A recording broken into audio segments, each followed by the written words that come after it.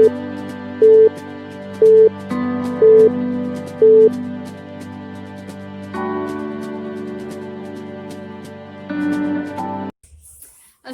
teman-teman. Di sini saya akan menjelaskan tentang proses terjadinya memori. Namun sebelumnya, apa sih memori itu?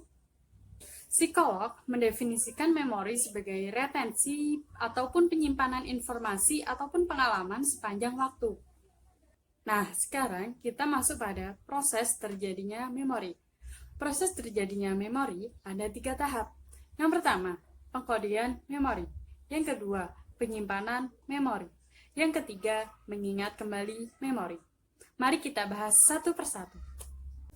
Tahap pertama dalam proses terjadinya memori adalah pengkodean memori.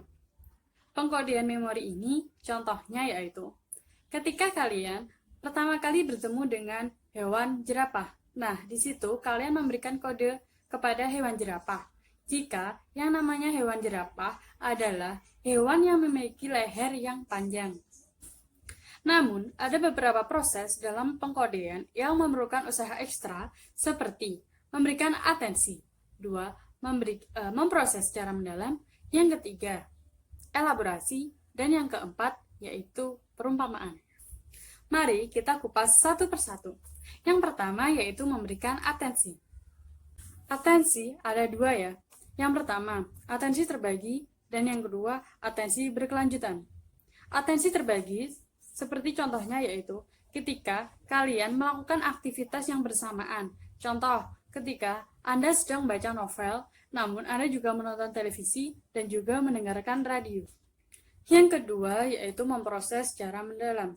Misalnya, jika kalian mendapatkan informasi baru berupa rumus matematika dari guru. Nah, ketika guru memberi kalian tugas, maka kalian mampu mengerjakan soal matematika tersebut dengan baik. Yang ketiga yaitu elaborasi. Elaborasi yaitu pembentukan sejumlah hubungan yang berbeda di sekitar stimulus. Misalnya, jika kalian mengingat huruf M, maka kalian akan menghubungkannya dengan huruf N yang digabungkan dan huruf W yang terbalik. Yang keempat yaitu perumpamaan. Perumpamaan ini misalnya, jika kalian semalam membaca materi tentang banjir, maka Anda akan mengaitkan materi tersebut dengan gambar yang ada di halaman buku tersebut. Sekarang kita akan bahas tahap kedua dalam proses terjadinya memori, yaitu proses penyimpanan memori. Menurut Atkinson dan Severin, penyimpanan memori ada 3 sistem, yaitu yang pertama, memori sensoris, yang kedua, memori jangka pendek, dan yang ketiga, memori jangka panjang. Mari kita bahas satu persatu. Yang pertama, yaitu memori sensoris. Memori sensoris yaitu memori yang kerangka waktu dalam ingatnya hanya 1 sampai beberapa detik saja. Memori sensoris ini ada 2, yaitu memori ekoik yang merujuk pada memori auditori, dan yang kedua, memori ikonik yang merujuk pada memori visual.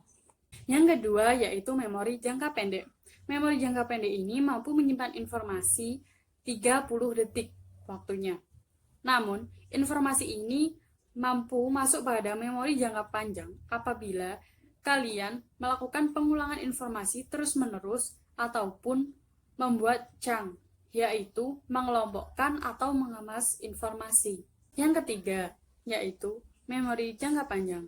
Memori jangka panjang ini mampu menyimpan informasi kalian dalam waktu yang sangat lama ataupun bisa seumur hidup. Tahap ketiga dalam proses terjadinya memori yaitu mengingat kembali memori. Mengingat kembali memori ini memerlukan efisiensi waktu yang sangat cepat.